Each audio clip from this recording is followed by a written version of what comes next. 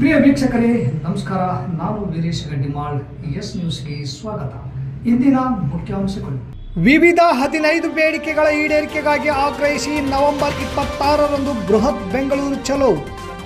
ಅಭ್ಯಾಸದೊಂದಿಗೆ ಸ್ಪರ್ಧಾತ್ಮಕ ಜಗತ್ತಿನ ಜೊತೆಗೂ ವಿದ್ಯಾರ್ಥಿಗಳು ಓಡಬೇಕು. ಪ್ರೊಫೆಸರ್ ಜಾಜಿ ದೇವೇಂದ್ರಪ್ಪ. ತುಂಗಭದ್ರಾ ನದಿಯ ಸ್ವಚ್ಛತೆ ನಮ್ಮೆಲ್ಲರ ಜವಾಬ್ದಾರಿ. ಸಂಚಾಲಕ ಲೋಕೇಶ್. ಮಕ್ಕಳ ಪ್ರತಿಭೆ ಗುರುತಿಸಲು ಪ್ರತಿಭಾ ಕಾರಂಜಿ ಉತ್ತಮ ವೇದಿಕೆ. ಬಸವರಾಜ್ ಅಂಗಡಿ. 4 ಸಂಹಿತೆಗಳ ಜಾರಿ. ಫ್ಯಾಸಿಸ್ಟ್ ಸರ್ಕಾರದ ವಿರುದ್ಧ ಬಲಿಷ್ಠ ಚಳವಳಿಗೆ ಮುಂದಾಗಿ TUCI.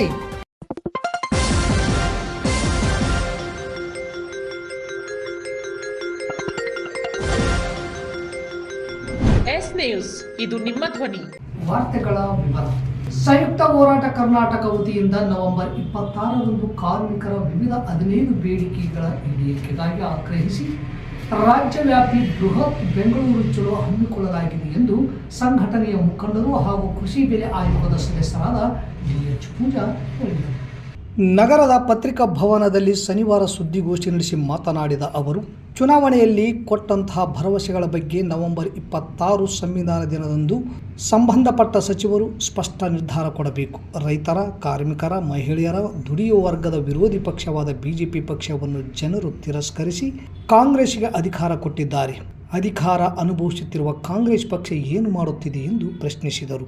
ಬಗರ್ ಹುಕಂ ವಿಷಯವಾಗಿ ರೈತರಿಗೆ ಒನ್ ಟೈಮ್ ಸೆಟಲ್ಮೆಂಟ್ ಭೂಮಿ ಮಂಜೂರು ಮಾಡಬೇಕು. ಬೆಂಬಲ ಬೆಲೆ ಘೋಷಣೆ ಮಾಡಬೇಕು. ಮೈಕ್ರೋ ಫೈನಾನ್ಸ್ಗಳಿಂದ ಸಾಲ ಕಿರಿಕಿರಿ ಕೊಡದಂತೆ ಆದೇಶ ಮಾಡಬೇಕು. ವಿದ್ಯುತ್ ಖಾಸಗೀಕರಣ ಆಗಬಾರದು. ಕಾರ್ಮಿಕರಿಗೆ 8 ಗಂಟೆ ಕೆಲಸ ಮಾಡಿಸಬೇಕು ಮತ್ತು ಹೆಚ್ಚುವರಿ ಕೆಲಸಕ್ಕೆ ದುಪ್ಪಟ್ಟು ಹಣ ಕೊಡಬೇಕು. ಖಾಲಿ ಹುದ್ದೆಗಳನ್ನು ಭರ್ತಿ ಮಾಡಬೇಕು ಎಂಬ ಅನೇಕ ಬೇಡಿಕೆಗಳ ಈಡೇರಿಕೆಗಾಗಿ ಆಗ್ರಹಿಸಿ ಚಳವಳಿ ಹಮ್ಮಿಕೊಳ್ಳಲಾಗಿದೆ ಎಂದರು. ಈ ಸಂದರ್ಭದಲ್ಲಿ BN ಯರ್ದಿಯಾಳ್, ಚಿಟ್ಟಿಬಾಬು, ರಮೇಶ್ ಪಾಟೀಲ್ ಬೇರ್ಗಿ, ಬಸಲಿಂಗಪ್ಪ, ಅಪ್ಪಣ್ಣ ಜಾಲಿಹಾಳ್, H ವಿರೂಪಾಕ್ಷಗೌಡ, ಚಂದ್ರಶೇಖರ್ ಕ್ಯಾತ್ನಟ್ಟಿ ಸೇರಿದಂತೆ ಅನೇಕರು ಉಪಸ್ಥಿತರಿದ್ದರು. ಈ ದಿನಾಂಕದಂದು, ಈ ಒಂದು ಮುಖ್ಯವಾದ ದಿನಾಂಕದಂದು ಕಳೆದ 5 ವರ್ಷದಿಂದ 2020ರಲ್ಲಿ ದೆಹಲಿ ಸಿಂಧು ಬಾರ್ಡರ್ ಮತ್ತು ತಿಕ್ರಿ ಬಾರ್ಡರ್ನಲ್ಲಿ ದೊಡ್ಡ ಮಟ್ಟದ ಹೋರಾಟವನ್ನು ಮಾಡಿ ಯಶಸ್ವಿಯಾಗಿರ್ತಕ್ಕಂಥ ನಮಗೆ ಗೊತ್ತಿದೆ. ಅದರ ಭಾಗವಾಗಿ ಇವತ್ತು ಬೆಂಗಳೂರಿನಲ್ಲಿ 26 ನಡೀತಾ ಇದೆ. ಅಖಿಲ ಭಾರತ ಮಟ್ಟದಲ್ಲಿ ಇದು ನಡೀತಾ ಇದೆ ಮತ್ತು ಅದರ ಅಖಿಲ ಭಾರತದ ಕಡೆ ಮೇರೆಗೆ ನಾವು ನಮ್ಮ ನಿರೀಕ್ಷೆ 25,000 ಜನ ಸೇರ್ಬೋದು ಅಂತಕ್ಕಂಥ ನಿರೀಕ್ಷೆ ಇದೆ. 15,000 ಜನ ಬೆಂಗಳೂರಿನಲ್ಲಿ ಸೇರ್ತಾ ಇದ್ದಾರೆ. ಹಾಗಾಗಿ ಇವತ್ತು ದೇಶ ಮತ್ತು ರಾಜ್ಯ ಗಂಭೀರವಾದಂತಹ ಸಮಸ್ಯೆ ಎದುರಿಸ್ತಾ ಇದೆ. ದೇಶ ಮತ್ತು ರಾಜ್ಯ ಗಂಭೀರವಾದಂತಹ ಸಮಸ್ಯೆ ಎದುರಿಸಿದ ಮೀನ್ಸ್ ಇದರ ಅರ್ಥ ಇಲ್ಲಿನ ರೈತರು, ಕಾರ್ಮಿಕರು ಗಂಭೀರವಾದಂತಹ ಸಮಸ್ಯೆಯನ್ನ ಅನುಭವಿಸ್ತಾ ಇದ್ದಾರೆ ಅಂತಕ್ಕಂಥದ್ದು ಇದರ ಮುಖ್ಯ ತಿರುಳು. ಹಾಗಾಗಿ ಇವತ್ತು ಈ ಒಂದು ವಿಷಯಕ್ಕೆ ಸಂಬಂಧಪಟ್ಟಂಗ ನಾವು ಕಳೆದ 6-7 ವರ್ಷದಿಂದ ನಿರಂತರವಾಗಿ ಹೋರಾಟ ಮಾಡ್ತಾ ಇದ್ದೀವಿ.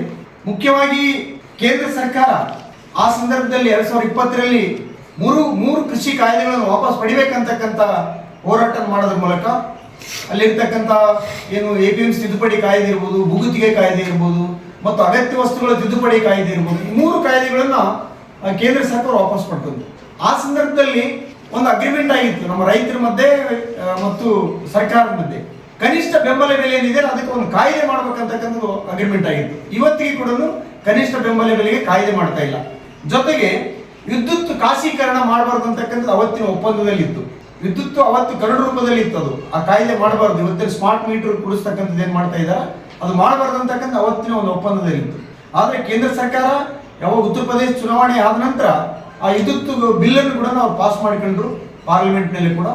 ವಿದ್ಯಾರ್ಥಿಗಳು ತಮ್ಮ ಅಭ್ಯಾಸ ಮಾಡುವುದರ ಜೊತೆಗೆ ಸ್ಪರ್ಧಾತ್ಮಕ ಜಗತ್ತಿನೊಂದಿಗೆ ಓಡಬೇಕು, ಓಡಿ ದಡ ಮುಟ್ಟಬೇಕು ಎಂದು ಕನ್ನಡ ವಿಭಾಗದ ಮುಖ್ಯಸ್ಥ ಪ್ರೊಫೆಸರ್ ಜಾಜಿ ದೇವೇಂದ್ರಪ್ಪ ಹೇಳಿದರು.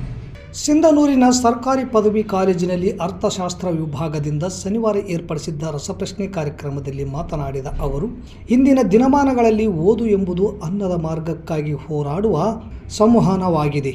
ಅಕ್ಷರದ ಅರಿವು ಬದುಕನ್ನು ರೂಪಿಸಿಕೊಳ್ಳಬೇಕು. ಬಹುತ್ವ ಸಂಸ್ಕೃತಿಗಳ ಅರ್ಥಪೂರ್ಣ ಕಟ್ಟುವಿಕೆಗೆ ಸ್ಪರ್ಧೆ ನೆರವಾಗಬೇಕು. ವರ್ತಮಾನದ ನಿರುದ್ಯೋಗ ಕಾಲಘಟ್ಟದಲ್ಲಿ ಇಂದಿನ ಯುವಕರು ಉದ್ಯೋಗ ಬೇಟೆಯನ್ನು ಮಾಡಲೇಬೇಕು. ವ್ಯವಸ್ಥಿತ ಓದು, ಅರಿವು, ತಿಳಿವುಗಳ ಮುಖೇನ ಸರಿಯಾದ ವಯಸ್ಸಿನಲ್ಲಿ ಸರಿಯಾದ ಕೆಲಸವನ್ನು ಹುಡುಕಿಕೊಳ್ಳಬಹುದು. ನಿರಂತರ ಅಧ್ಯಯನ ಯುವಕರಿಗೆ ಖಂಡಿತ ಫಲ ಕೊಡುತ್ತದೆ. ಈ ಕಾರ್ಯಕ್ರಮವನ್ನು ಉದ್ಘಾಟಿಸಿದ ಪ್ರಾಚಾರ್ಯ ಪ್ರೊಫೆಸರ್ ಪಾಂಡು ಅವರು, ಯುವಕರು ಸ್ಪರ್ಧೆಯಲ್ಲಿ ಗೆಲ್ಲಬೇಕು, ಬದುಕೇ ಒಂದು ಸ್ಪರ್ಧೆ ಎಂದು ಹೇಳಿದರು. ಕಾರ್ಯಕ್ರಮದ ಅಧ್ಯಕ್ಷತೆ ಅರ್ಥಶಾಸ್ತ್ರ ವಿಭಾಗದ ಮುಖ್ಯಸ್ಥೆ ಡಾಕ್ಟರ್ ಲಕ್ಷ್ಮೀದೇವಿ ವಹಿಸಿದ್ದರು. ಈ ಕಾರ್ಯಕ್ರಮದಲ್ಲಿ doctor Pushpa, doctor Vaijanath Sagarmath, doctor Ambutai, doctor Nagesh, Tirupati Vadaki, Vishwanath Patil, Manjula, Mohammed Siddiqui ಸೇರಿದಂತೆ ಮುಂತಾದವರಿದ್ದರು. ನದಿಗಳು ಭೂಮಿಯ ಮೇಲಿನ ನೀರಿನ ಪ್ರಾಥಮಿಕ ಮೂಲಗಳಲ್ಲಿ ಒಂದಾಗಿದೆ. ನದಿಗಳು ಕೈಗಾರಿಕೆ, ಕೃಷಿ, ವಿದ್ಯುತ್ ಉತ್ಪಾದನೆ, ಸಾರಿಗೆ, ಮೀನುಗಾರಿಕೆಯಂತಹ ಅನೇಕ ಅಗತ್ಯಗಳಿಗೆ ಮೂಲವಾಗಿದೆ. ಮಾನವರಿಗೆ ಕುಡಿಯಲು ನದಿಗಳು ನೀರನ್ನು ಒದಗಿಸುತ್ತವೆ. ಇಂತಹ ನದಿಗಳನ್ನು ರಕ್ಷಣೆ ಮಾಡುವ ಜವಾಬ್ದಾರಿ ನಮ್ಮೆಲ್ಲರ ಮೇಲಿದೆ ಎಂದು ರಾಷ್ಟ್ರೀಯ ಸ್ವಾಭಿಮಾನ ಆಂದೋಲನ ನವದೆಹಲಿ ನಿರ್ಮಲ ತುಂಗಭದ್ರಾ ಅಭಿಯಾನ ಸಮಿತಿ ಸಂಚಾಲಕ ಲೋಕೇಶ್ ಹೇಳಿದರು. ನಗರದ LBK ಮತ್ತು ನೋಬಲ್ ಪದವಿ ಮಹಾವಿದ್ಯಾಲಯದಲ್ಲಿ ವಿದ್ಯಾರ್ಥಿಗಳಲ್ಲಿ ನದಿಯ ಸ್ವಚ್ಛತೆಯ ಕುರಿತು ಜಾಗೃತಿಯನ್ನು ಮೂಡಿಸಲು ರಾಷ್ಟ್ರೀಯ ಸ್ವಾಭಿಮಾನ ಆಂದೋಲನ ನವದೆಹಲಿ ನಿರ್ಮಲ ತುಂಗಭದ್ರಾ ಅಭಿಯಾನ ಸಮಿತಿ, ಕರ್ನಾಟಕ ಪರ್ಯಾವರಣ ಟ್ರಸ್ಟ್ ಶಿವಮೊಗ್ಗ ಸಹಯೋಗದಲ್ಲಿ ನಿರ್ಮಲ ತುಂಗಭದ್ರಾ ಅಭಿಯಾನ 3ನೇ ಹಂತದ ಜನಜಾಗೃತಿ ಪಾದಯಾತ್ರೆಯಲ್ಲಿ ರಾಷ್ಟ್ರೀಯ ಸ್ವಾಭಿಮಾನ ಆಂದೋಲನ ರಾಷ್ಟ್ರಮಟ್ಟದ ಸಂಸ್ಥೆ, ಪ್ರಕೃತಿ ಕೇಂದ್ರಿತವಾದ ವಿಕಾಸ ಮಾಡುವ ತತ್ವದ ಮೇಲೆ ಕಾರ್ಯನಿರ್ವಹಿಸುವ ಬೃಹತ್ ಸಂಸ್ಥೆಯಾಗಿದೆ. ಈ ಸಂಸ್ಥೆಗೆ ಚೇರ್ಮನ್ ಗೋವಿಂದಾಚಾರ್ಯ, ಸಂಯೋಜಕರು ಮಾಧವನ್ ವೀರಾಪುರ್, ಕರ್ನಾಟಕದ ಸಂಯೋಜಕರು ಬಾಲಕೃಷ್ಣ, ನಿರ್ಮಲ ತುಂಗಭದ್ರಾ ಅಭಿಯಾನದ ರಾಜ್ಯದ ಸಂಚಾಲಕರು ದೇಹತಾ ಪಾಟೀಲ್, ಅವರ ಮಗ ಮಹಿಮಾ ಪಾಟೀಲ್. 3 ನದಿಗಳ ಸ್ವಚ್ಛತೆ ಕಡೆ ರಾಷ್ಟ್ರಗಳ ಸಂಸ್ಥೆ ಅಡಿಯಲ್ಲಿ ನಾವು ಇವತ್ತು ಈ ದಕ್ಷಿಣ ಭಾರತದಲ್ಲಿ ವಿಶೇಷವಾಗಿ ಕರ್ನಾಟಕದ 2 ನದಿಗಳು ಕಾವೇರಿ ಮತ್ತು ತುಂಗಭದ್ರಾ. ಕಾವೇರಿ ನದಿ ಬಗ್ಗೆ ಈಗಾಗಲೇ ಸದ್ಗುರುಗಳು ಸ್ವಚ್ಛತೆ ಬಗ್ಗೆ ಕೆಲವು ಕಾರ್ಯಕ್ರಮಗಳನ್ನು ಮಾಡುತ್ತಿದ್ದಾರೆ. ಹಾಗಾಗಿ ಬಹಳ ಪ್ರಮುಖವಾದದ್ದು ತುಂಬ ಉದ್ದವಾಗಿ ಹರಿಯುವ ತುಂಗಭದ್ರಾ ನದಿಯ ಸ್ವಚ್ಛತೆಯ ಕುರಿತು ಜಾಗೃತಿ ಮೂಡಿಸಲು ಪಾದಯಾತ್ರೆ ಮಾಡುತ್ತಿದ್ದೇವೆ. ಈಗಾಗಲೇ ನಾವು ಹಲವು ಮಾರ್ಗದ ಉದ್ದಕ್ಕೂ ನಡೆಸುತ್ತಿದ್ದೇವೆ. ಅನೇಕ ಶಾಲಾ ಕಾಲೇಜಿನ ಮಕ್ಕಳು ಭಾಗವಹಿಸಿದ್ದಾರೆ. ಗ್ರಾಮ ಪಂಚಾಯಿತಿ ಸದಸ್ಯರು, ಅನೇಕ ಪರಿಸರ ಪ್ರೇಮಿಗಳು ಭಾಗವಹಿಸಿದ್ದಾರೆ. ಸೌರವ್ಯೂಹದಲ್ಲಿ ಜೀವಿಗಳನ್ನು ಹೊಂದಿರುವ ಒಂದು ಗ್ರಹ ಭೂಮಿ. ಭೂಮಿಯಲ್ಲಿ ಬದುಕುವಂತಹ ಜೀವರಾಶಿಗಳಿಗೆ ಪಂಚಭೂತಗಳಲ್ಲಿ ಒಂದಾದ ನೀರು ಅತ್ಯವಶ್ಯಕ. ಭೂಮಿಯಲ್ಲಿ 73% ನೀರು, 27 ಭಾಗದಷ್ಟು ಭೂಭಾಗ ಇದೆ. ನಾವು ಭೂಮಿಯನ್ನು ಖಂಡಗಳಾಗಿ ವಿಭಾಗ ಮಾಡಿದ್ದೇವೆ. ಅದರಲ್ಲಿ ಭಾರತ ವಿಶಿಷ್ಟವಾದ ಸ್ಥಾನವನ್ನು ಗಳಿಸಿಕೊಂಡಿದೆ. ನೀರು ನಮ್ಮ ಉಪಯೋಗಕ್ಕೆ 97% ಬರುವುದಿಲ್ಲ. 2% ಭಾಗ ಹಿಮಾಲಯದಲ್ಲಿ ಹೆಪ್ಪುಗಟ್ಟಿದೆ. ಇನ್ನು ಉಳಿದ 1% ಭಾಗ ಮಾತ್ರ ಉಪಯೋಗಕ್ಕೆ ಬಳಸುತ್ತಿದ್ದೇವೆ. ಇಂತಹ 1% ನೀರು ಮಾಲಿನ್ಯಕ್ಕೆ ಒಳಗಾಗಿದೆ. ನೀರಿನ ಬಳಕೆ ಮತ್ತು ಸಮರ್ಪಕದ ಬಗ್ಗೆ ನಾವೆಲ್ಲರೂ ಯೋಚಿಸುವ ಸ್ಥಿತಿಯಲ್ಲಿದ್ದೇವೆ. ನದಿಯ ನೀರನ್ನು ನಾವು ಕೈಗಾರಿಕೆಗಳ ಮೂಲಕ ರಾಸಾಯನಿಕ ವಸ್ತುಗಳಿಂದ ಅಶುದ್ಧಗೊಳಿಸುತ್ತಿದ್ದೇವೆ. ಇದೇ ನದಿಯ ನೀರು ಕೃಷಿಗೂ ಬಳಕೆಯಾಗುತ್ತದೆ. ಆಹಾರದ ಮೂಲಕ ನಮ್ಮೊಳಗೆ ಸೇರಿ ಅನೇಕ ರೋಗಗಳಿಗೆ ಕಾರಣವಾಗುತ್ತದೆ ಎನ್ನುವ ಗಂಭೀರ ಸಂಗತಿಯನ್ನು ಮರೆಯುತ್ತಿದ್ದೇವೆ. ನಾವು ನದಿಯನ್ನು ಸ್ವಚ್ಛ ಮಾಡದೇನೆ ಅದು ತಾನೇ ಸ್ವಚ್ಛವಾಗುವುದಿಲ್ಲ. ಏಕ ಬಳಕೆಯ ಪ್ಲಾಸ್ಟಿಕ್ ಬ್ಯಾಗ್, ಇನ್ನಿತರೆ ವಸ್ತುಗಳನ್ನು ಬಳಸುವುದು ಕಡಿಮೆ ಮಾಡಬೇಕು. ಪ್ರತಿ ನಗರ, ಊರುಗಳಲ್ಲಿ ಇವತ್ತು ಆಸ್ಪತ್ರೆಗಳು ಹೆಚ್ಚಾಗಿವೆ, ಆದರೆ ನೀರು ಶುದ್ಧೀಕರಣ ಘಟಕಗಳು ಇಲ್ಲ. ನೀರಿನ ಶುದ್ಧೀಕರಣ ಘಟಕಗಳನ್ನು ಸ್ಥಾಪಿಸುವುದು ಸರ್ಕಾರದ ಜವಾಬ್ದಾರಿಯಾಗಿದೆ. LBK ಮತ್ತು ನೋಬಲ್ ಕಾಲೇಜಿಗೆ ಆಗಮಿಸಿ ತುಂಗಭದ್ರಾ ನದಿಯ ಸ್ಥಿತಿಗತಿಯ ಬಗ್ಗೆ ಜಾಗೃತಿ ಮೂಡಿಸುವ ಸಂಚಾಲಕರಿಗೆ ಸನ್ಮಾನಿಸಲಾಯಿತು. ಪರಶುರಾಮ್ ಮಲ್ಲಾಪುರ್ ಮಾತನಾಡಿ, ನಮ್ಮ ಕಾಲೇಜಿನ ವಿದ್ಯಾರ್ಥಿಗಳನ್ನು ಈ ಅಭಿಯಾನಕ್ಕೆ ಕಳಿಸುತ್ತೇವೆ ಎಂದು ಎಲ್ಲರೂ ಸೇರಿ ತುಂಗಭದ್ರೆಯನ್ನು ಸ್ವಚ್ಛಗೊಳಿಸುವ ನಿಟ್ಟಿನಲ್ಲಿ ಕಾರ್ಯಶೀಲರಾಗೋಣ ಎಂದರು. ಪ್ರಾಸ್ತಾವಿಕವಾಗಿ ಕಾಲೇಜಿನ ಕಾರ್ಯದರ್ಶಿ ಡಾಕ್ಟರ್ ಅರುಣ್ಕುಮಾರ್ ಬೇರ್ಗಿ ಮಾತನಾಡಿದರು. ಹೊನ್ನಪ್ಪ ಬೆಳಗುರ್ಕಿ NSS ಕಾರ್ಯಕ್ರಮದ ಅಧಿಕಾರಿಗಳು ನಿರೂಪಿಸಿದರು.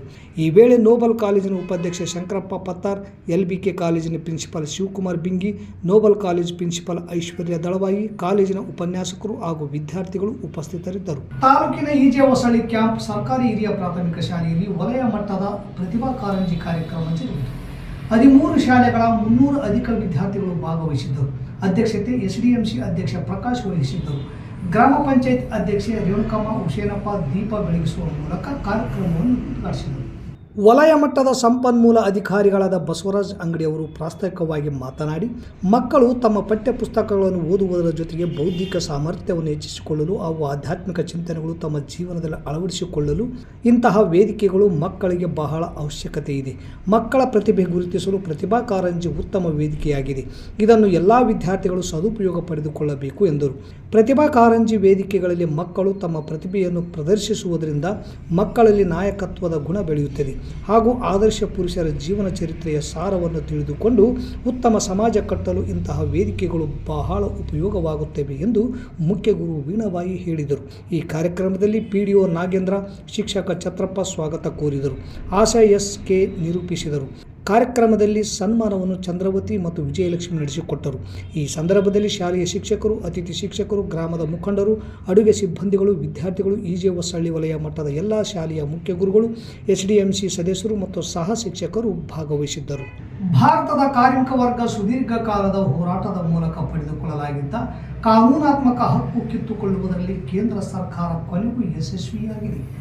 ದೇಶದ 65 ಕೋಟಿ ಕಾರ್ಮಿಕರ ವಿರೋಧದ ನಡುವೆ 4 ಕಾರ್ಮಿಕ ಕಾಯ್ದೆಯನ್ನು ಕಾರ್ಪೊರೇಟ್ ಬಂಡವಾಳದ ಸಂರಕ್ಷಣೆಗಾಗಿ ಮೋದಿ ಸರ್ಕಾರ ಜಾರಿ ಮಾಡಿದೆ. 4 ಕಾರ್ಮಿಕ ಕಾಯ್ದೆಯನ್ನು ಕಾರ್ಪೊರೇಟ್ ಬಂಡವಾಳದ ಸಂರಕ್ಷಣೆಗಾಗಿ ಮೋದಿ ಸರ್ಕಾರ ಜಾರಿ ಮಾಡಿದೆ ಎಂದು TUCIನ ಪ್ರಧಾನ ಕಾರ್ಯದರ್ಶಿ R ಮಾನಸಯ್ಯ ಹೇಳಿಕೆ ಬಿಡುಗಡೆ ಮಾಡಿದ್ದಾರೆ. ದುಡಿಯುವ ವರ್ಗದ ಮೇಲೆ ಅತಿ ದೊಡ್ಡ ಪ್ರಮಾಣದಲ್ಲಿ ಮಾಡಲಾದ ಫ್ಯಾಸಿಸ್ಟ್ ದಾಳಿಯಾಗಿದೆ. ವೇತನ ಸಂಹಿತೆ 2019, ಕೈಗಾರಿಕಾ ಸಂಬಂಧ ಸಂಹಿತೆ 2020, ಸಾಮಾಜಿಕ ಭದ್ರತೆ ಸಂಹಿತೆ 2020 ಮತ್ತು ಔದ್ಯೋಗಿಕ ಸುರಕ್ಷತೆ, ಆರೋಗ್ಯ ಮತ್ತು ಕೆಲಸದ ಪರಿಸ್ಥಿತಿಗಳು ಸಂಹಿತೆಗಳನ್ನು ನವೆಂಬರ್ 21, 2025ರಿಂದ ಜಾರಿಗೆ ತರಲಾದ ಕೇಂದ್ರ ಬಿಜೆಪಿ ಸರ್ಕಾರದ ಈ ದೇಶದ್ರೋಹಿ ನಡೆಯನ್ನು trade union centre of India ತೀವ್ರವಾಗಿ ಖಂಡಿಸಿದೆ. ಭಾರತದ ಒಟ್ಟು ದುಡಿಯುವ ವರ್ಗದಲ್ಲಿ 96% ಅಸಂಘಟಿತ ಕಾರ್ಮಿಕರಿದ್ದಾರೆ. ಇವರಿಗೆ ಇದುವರೆಗೂ ಕನಿಷ್ಠ ಕಾನೂನಾತ್ಮಕ ವೇತನ ಹಾಗೂ ಸಾಮಾಜಿಕ ಸುರಕ್ಷೆಗಳು ದೊರಕದೆ ಹೋಗಿವೆ. 85ಕ್ಕೂ ಹೆಚ್ಚು ಕಾರ್ಮಿಕರು ಕನಿಷ್ಠ ವೇತನದಿಂದ ವಂಚಿತರಾಗಿದ್ದಾರೆ.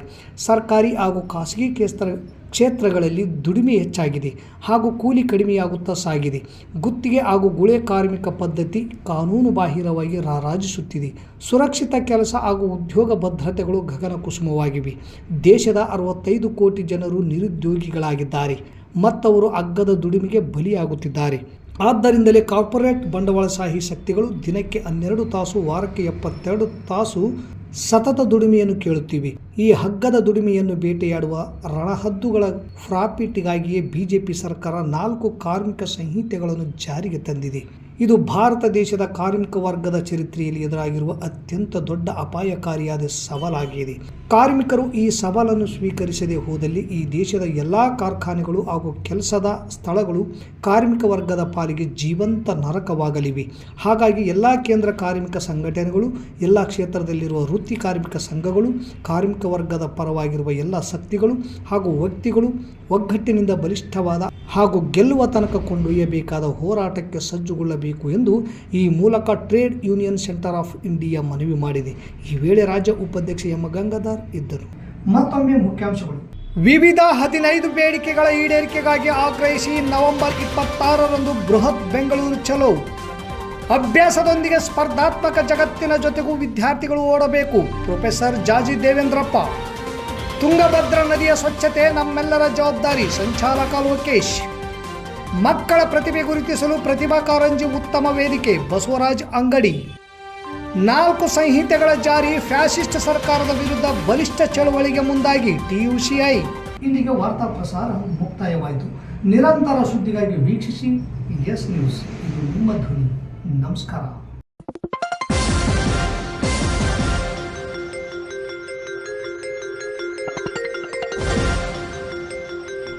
ಎಸ್ ನ್ಯೂಸ್, ಇದು ನಿಮ್ಮ ಧ್ವನಿ.